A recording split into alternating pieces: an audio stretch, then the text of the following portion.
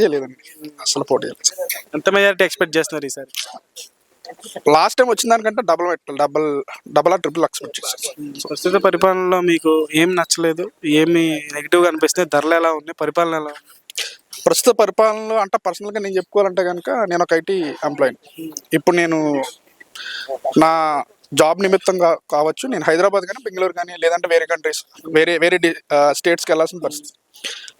So అది main problem నేను చూసేది. అంతేకాకుండా సంక్షేమం ఈజ్ ఓకే, బట్ యూనో ఈ అభివృద్ధి చేయాలి, డెవలప్ చేయాలి, సంపద క్రియేట్ చేయాలి.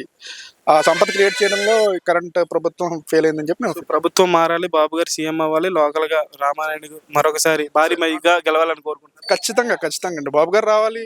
ఆయనకున్న విజన్ ప్రతి ఒక్కరు అర్థం చేసుకోవాలి, కొంచెం మెచ్యూరిటీతో ఆలోచించాలి. ఈ రోజు మనకు 10,000 రావచ్చు, బట్ ఎంత ఒప్పు ఉంది ఏంటనేది కొంచెం హై లెవెల్లో ఆలోచిస్తే కనుక అది ఖచ్చితంగా అర్థమవుతుంది.